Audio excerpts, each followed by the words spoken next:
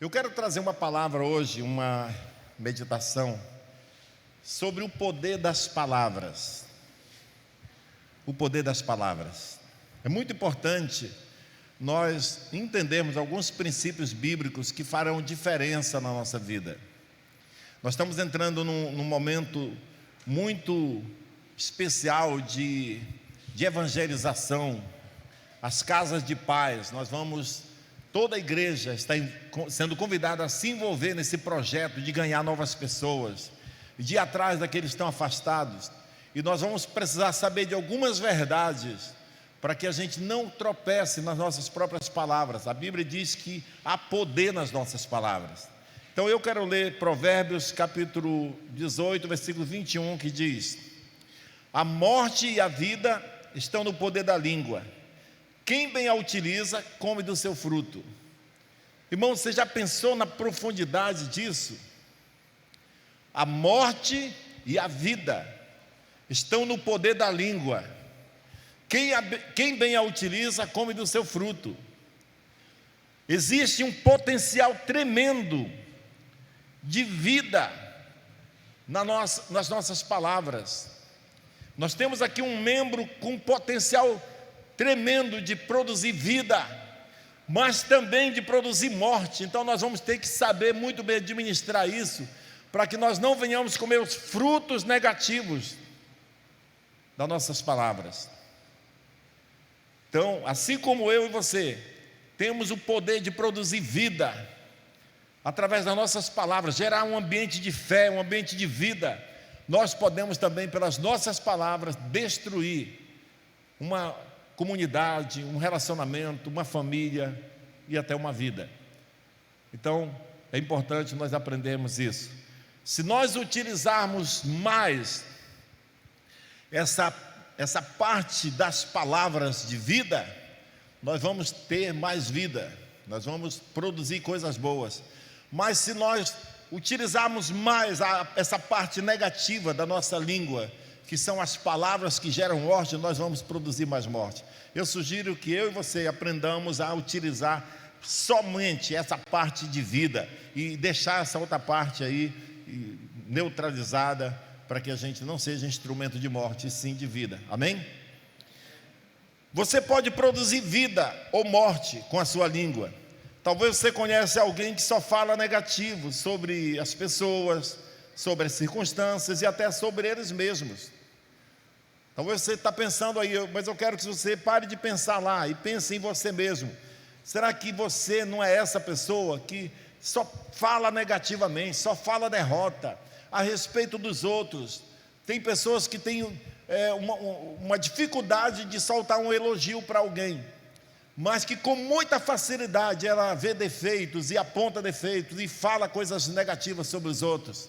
Mas ela não é porque ela é má em si, é que ela desenvolveu uma habilidade para esse lado, e ela vê isso sempre, não só nos outros, mas nas circunstâncias e até nela mesma.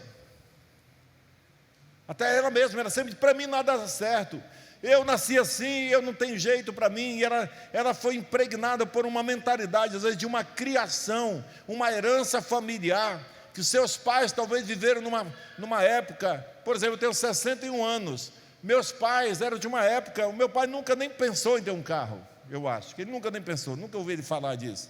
Meu pai nunca teve uma casa própria, meu pai nunca pensou de fazer uma faculdade.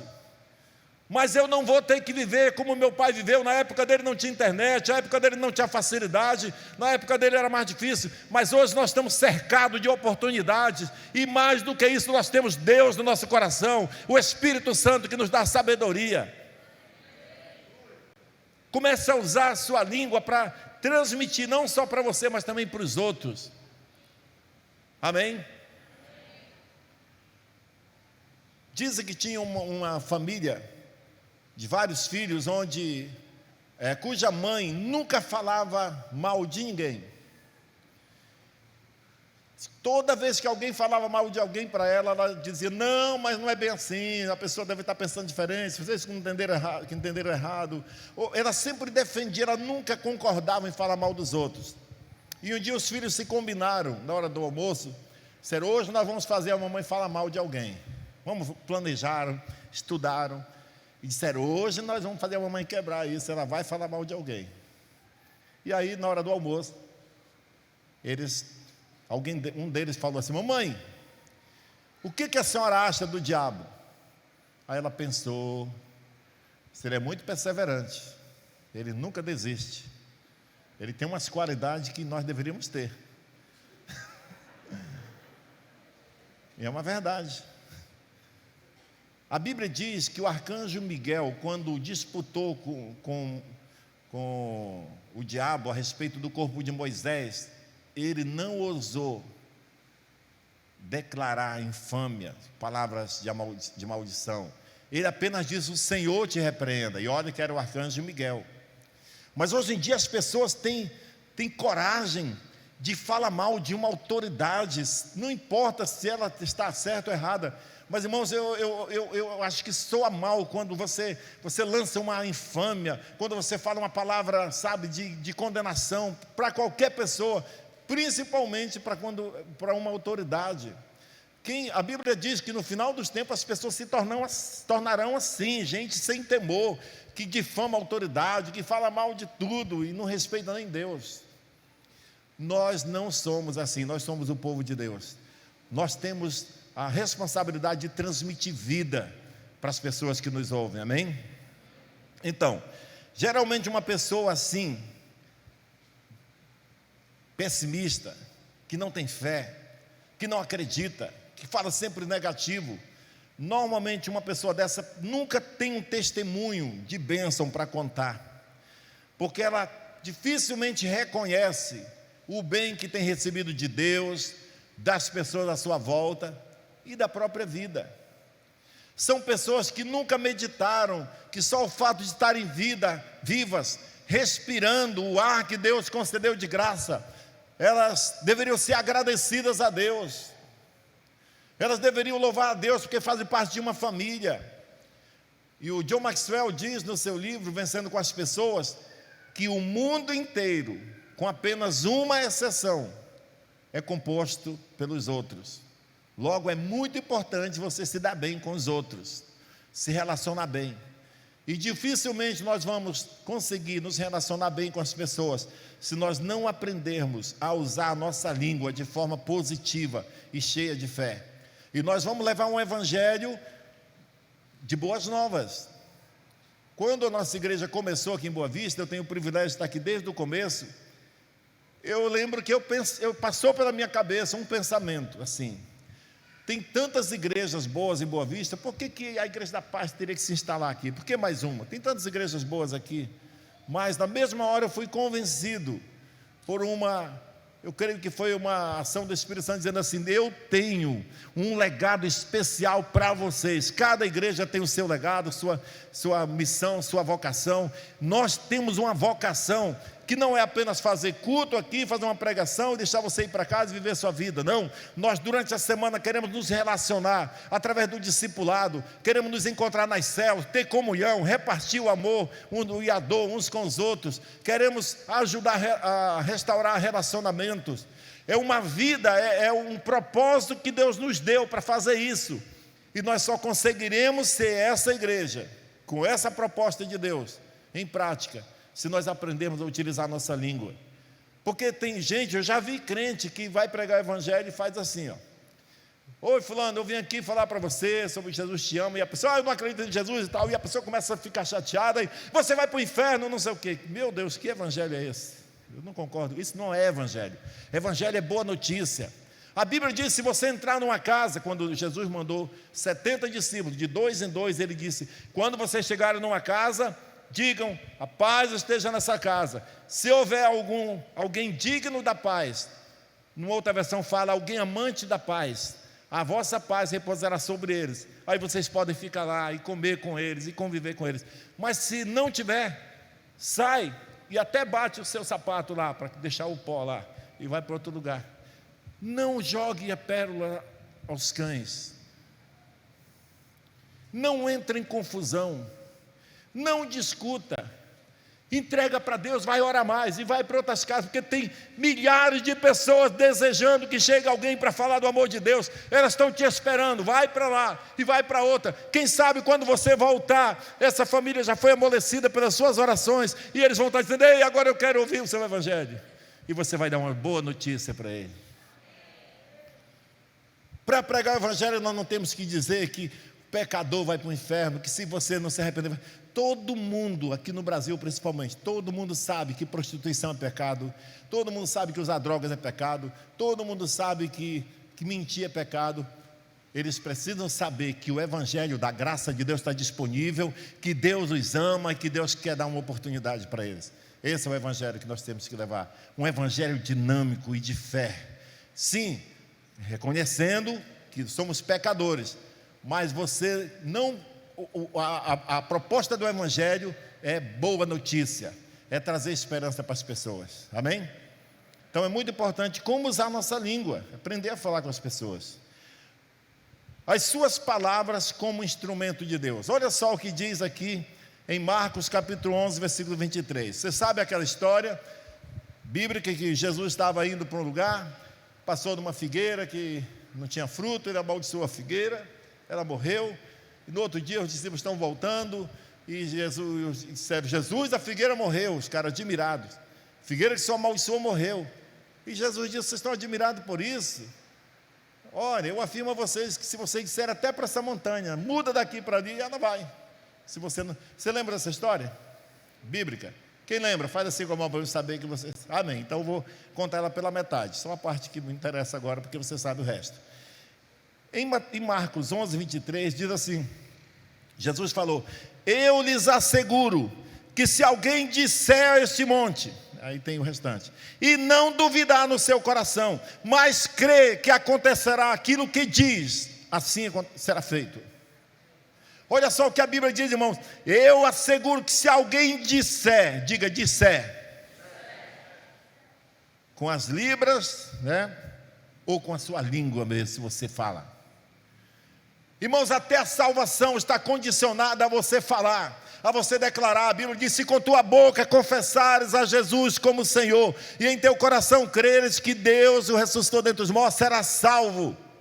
Porque com o coração se crê para a justiça. Quando você crê no sacrifício de Jesus, aí sim você exerce um direito ao perdão. Mas você só toma posse dele quando você confessa com a sua boca que Jesus Cristo é o Senhor. E todas as outras coisas também são assim. Se você disser ao monte e não duvidar no seu coração, olha só essas 3 regras. Você tem que dizer ao monte, você não pode duvidar no seu coração, porque tem gente que tem uma fé só na mente. Ela vai na onda de todo mundo, na emoção. Aí ela fala, mas chega ali na frente ela já fala o contrário, porque era só na emoção. Mas tem que ser uma fé viva e não duvidar no seu coração, mas crer que acontecerá aquilo que ela diz. Será assim. Quando você começar a utilizar sua língua com essa profundidade de entendimento, você vai ver as diferenças que vão acontecer na sua vida, na sua família, no seu ministério, nas suas empresas e assim por diante. Jesus afirma aqui a importância das coisas que nós falamos. Nós temos que ter responsabilidade com o que nós falamos. Precisamos nos educar para aprendermos a usar esse membro tão importante do nosso corpo, que é a língua, para desenvolver um ambiente de fé e de alegria e de paz. Quantos de vocês gostam de estar perto de pessoas negativas, que para ela tudo dá errado? Sabe, uma pessoa negativa é terrível. Se você compra um carro e você vai todo alegre dizer para ela: olha, eu conquistei um carro, comprei um carro, ela já vai achar um defeito e dizer: esse carro não presta, eu já tive um desse, me deu dor de cabeça, aí você fez um péssimo negócio. Ela não é capaz de celebrar com a pessoa aquela conquista. Se a pessoa perguntar: você conhece mais a fundo esse carro, tem alguma coisa que não é bom nele? Diga. Mas se a pessoa está te apresentando com uma celebração: poxa, Deus me abençoou, eu comprei um carro, e você chefe fala: esse carro não presta. Meu irmão, isso mata um sonho, mata uma emoção de alguém que está feliz, mata a celebração de alguém que está glorificando a Deus. Nós temos que aprender a usar nossa língua para a vida. O texto de Provérbios diz que a morte e a vida estão aí dentro da sua boca, no poder da língua. Quem utilizar bem vai comer os frutos bons. Quem utilizar o lado mal também vai comer os frutos maus. É uma colheita. Então, vamos ver sobre morte. Quantas pessoas nós já matamos com palavras venenosas? Quantas pessoas você já matou com palavras venenosas? Palavras malditas,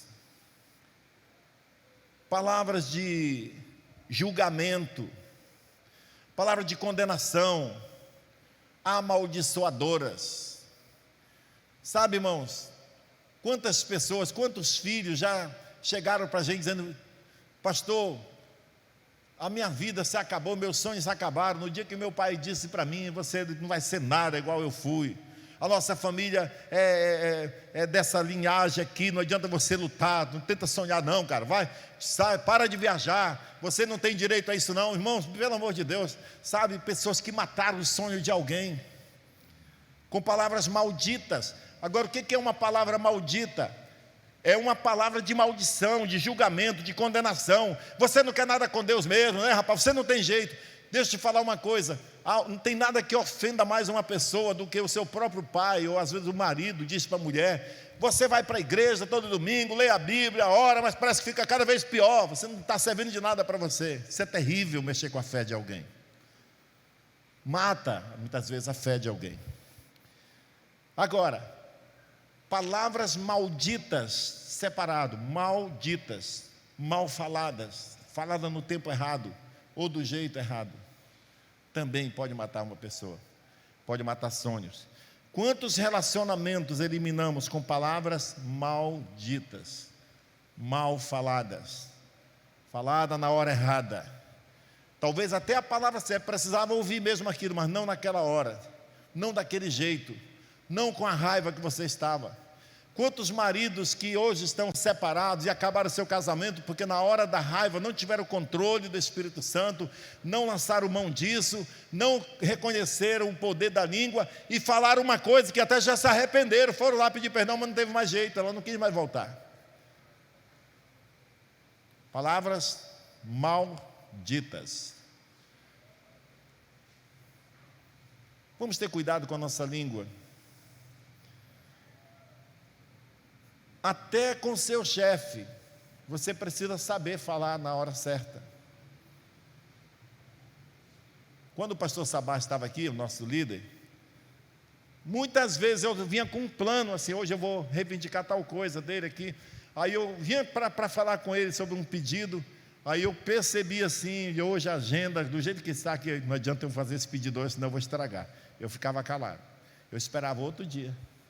Aí no outro dia, às vezes, fora daquele contexto, estava tudo em paz, tranquilo, tudo calmo. Eu chegava para ele, fazia o meu pedido dele: tudo bem, pode ir. Quantas vezes participando de reuniões onde nós tínhamos que discutir, tomar decisões, e cada líder tinha uma ideia, e eu via que a maioria estava pensando diferente, e às vezes eu pensava: não vou dar minha ideia hoje, vou esperar, eu posso estragar ela hoje. E eu deixava para depois. No outro momento eu trazia aquela mesma ideia e era aprovada. Sabe, nós temos que aprender a usar a nossa inteligência espiritual e emocional. Tem que saber lidar com as emoções, não fale na hora errada. Nós podemos destruir, sabe, uma grande edificação. Existe um ditado, 2 ditados interessantes. Olha esse ditado antigo aqui: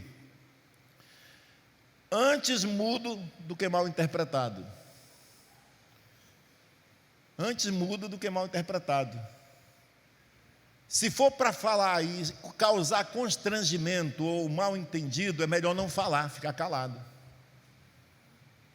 Aprenda esse ditado e guarde para você: antes mudo do que mal interpretado.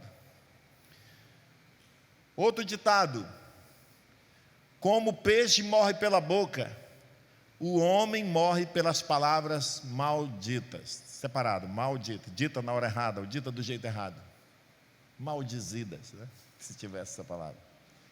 Como o peixe morre pela boca, o homem muitas vezes morre pelas suas palavras. Isso é muito importante. Provérbios capítulo 16, versículo 28 diz: quem fala mal dos outros separa os maiores amigos. Que terrível. Nunca aceite alguém falar mal dos outros para você, e nunca fale mal dos outros para outra pessoa. Já foi dito que quem fala mal dos outros para você, fala mal de você para os outros. Pode ter certeza. Não confie em quem fala mal dos outros para você, porque pode esperar que ela vai falar mal de você para os outros, infelizmente. Um casamento pode ruir ou deixar de existir por causa de palavras duras, maliciosas, palavras sem controle. No momento de raiva, falou uma coisa, um casamento se destrói. A fé de alguém pode se desfalecer, quando dizemos: você não tem jeito, você não quer nada com Deus. Irmãos, quantas pessoas estão fora da igreja, porque quando elas começaram a passar por algum momento de dificuldade, começaram a dar sinais de fraqueza, uma liderança chegou com elas e falou: você não quer nada com Deus mesmo, vou te largar.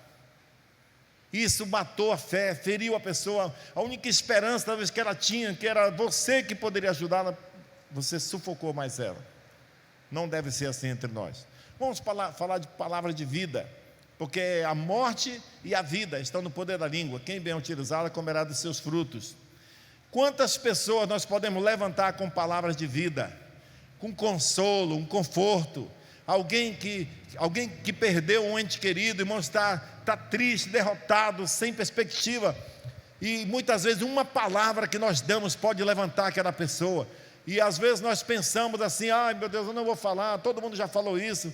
Mas dependendo de quem é que fala, para aquela pessoa é muito importante. Talvez era você que ela esperava que falasse aquela palavra, e talvez outros já falaram, mas não fez efeito. Mas você é importante para ela. Então nunca deixe de consolar alguém, nunca deixe de usar suas palavras para confortar o coração de alguém. Dê ânimo para as pessoas, fale palavra de ânimo. Você pode, você vai dar a volta por cima. Fale palavra de esperança, dê uma direção. Talvez a empresa está prestes a quebrar e o proprietário está dizendo: olha, eu abri o coração com você, eu acho que nós vamos fechar tudo, acho que vamos encerrar, não vai mais dar certo, vou falir. E você chega para ele e diz: meu amigo, eu estou com você, vamos pensar numa ideia, vamos buscar uma criatividade, vamos pensar aqui descobrir alguma coisa que possa nos ajudar, e quem sabe você vai ser um agente de Deus para levantar aquela empresa que vai dar emprego para muitos outros. Vamos usar nossas palavras para ressuscitar a vida, fé e ânimo, amém?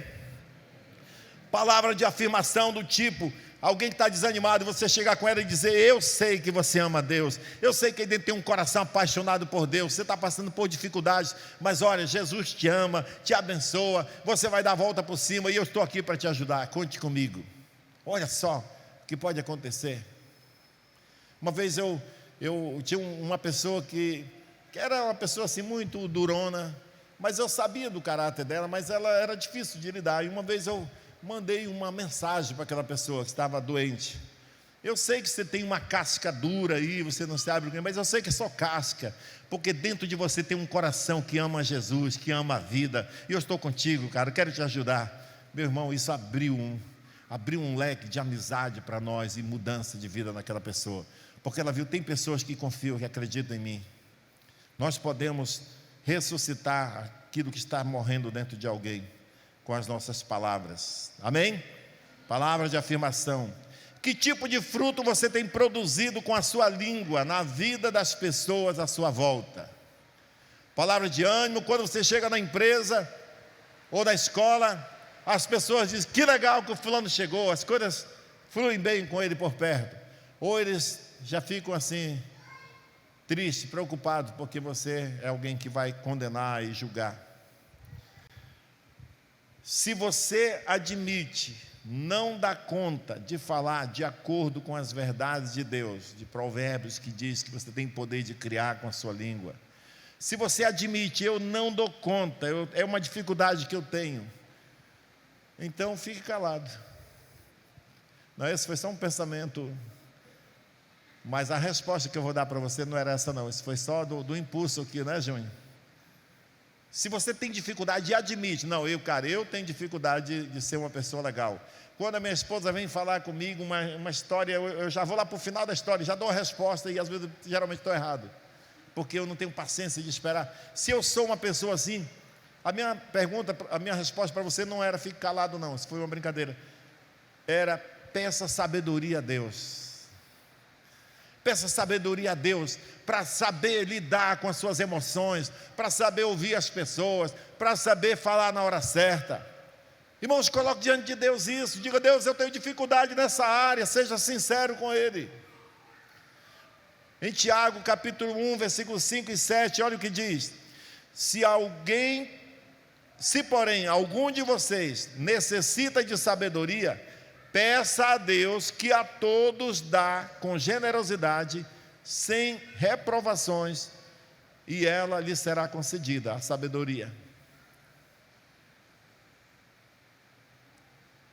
Se você tem falta de sabedoria para lidar com isso, então peça de Deus. Olha, a Bíblia diz que Ele dá liberalmente, e não lança em rosto. Outra versão fala, e não lança em rosto, quer dizer, Ele não vai dizer, você é burro mesmo, né, rapaz?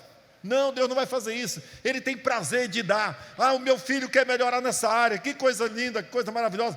Meu filho, é isso que você quer, sabedoria para aprender a lidar com as pessoas? Eu vou te dar, porque eu quero que você seja um canal, meu canal, nesse mundo para conquistar novas pessoas. Agora, olha o que ele diz, quando você pedir sabedoria de Deus, peça, porém, com fé, em nada duvidando. Parece aquele versículo do monte, né? Sem duvidar e crer no coração.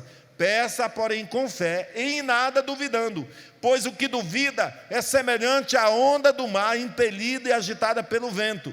Ou seja, uma pessoa que pede, mas duvida, que não se determina a crer no coração, uma fé que internaliza essa verdade dentro de você, não uma fé mental. Ele diz que a pessoa deve pedir com fé, em nada duvidando, porque quem duvida é semelhante à onda do mar. Ele diz também no versículo 7, não pense essa pessoa que receberá alguma coisa de Deus, será uma pessoa que duvida. Ela é como as ondas do mar agitadas pelo vento. É o seguinte, quando o vento bate daqui, as ondas vão para cá. Mas se o vento mudar, ela automaticamente muda para cá. Você já viu aquelas pessoas que o chefe dá uma pressão nela lá na empresa, e ela chega em casa chutando o cachorro, brigando com a mulher, com os filhos? Mas no dia o time dela ganhou, ou ela foi promovida na empresa, ela chega toda feliz em casa. É alguém que só se alegra quando vem a onda. Quando a onda passa, ele vira quem ele era de novo. Não deve ser assim entre nós. O povo de Deus deve ser equilibrado, deve andar no Espírito, deve pensar antes de falar, deve se corrigir, se está tendo dificuldade, busca a Deus. Ele vai nos abençoar, amém? Isso é maravilhoso.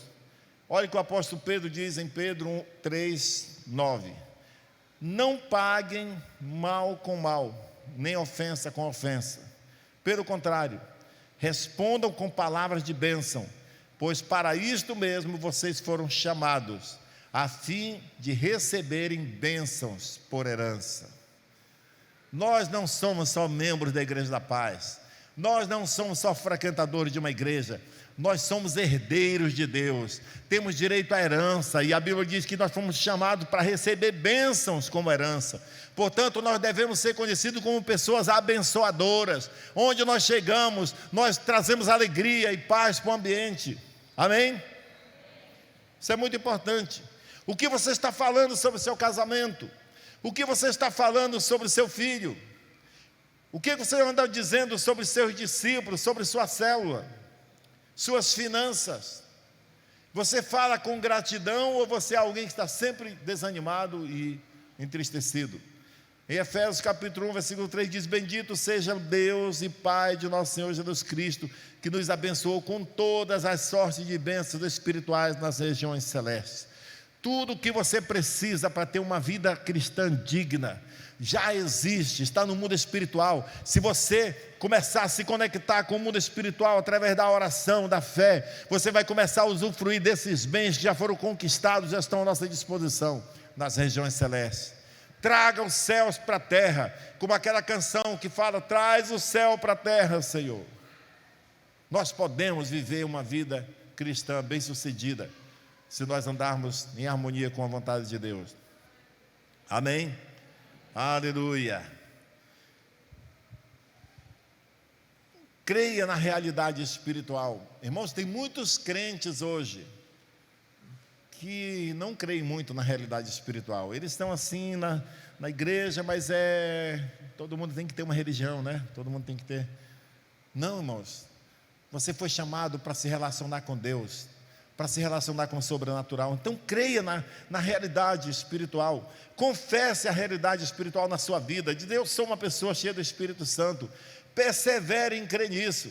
Nunca diga palavras de incredulidade. Determine na sua vida: eu nunca vou falar mal de ninguém, eu nunca vou reclamar, eu sempre que tiver uma demanda, eu vou buscar a Deus, eu vou apresentar para Deus, não vou reclamar para os outros.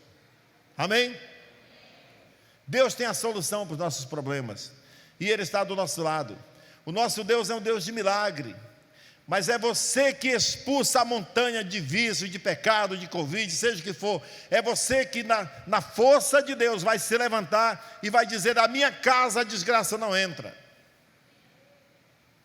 É você que vai dizer aquele monte e não vai duvidar no seu coração, mas vai acreditar que vai acontecer o que você diz: sai da minha frente, porque eu estou com Deus.